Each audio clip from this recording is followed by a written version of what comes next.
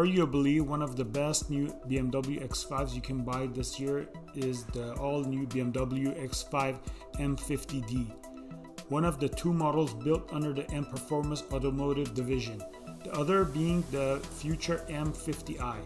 The M50d is powered by a quad-turbocharged 3.0-liter inline-six diesel, packing 400 horsepower and 560 foot-pounds of torque. It will be able to get from 0 to 60 miles per hour in 5.2 seconds.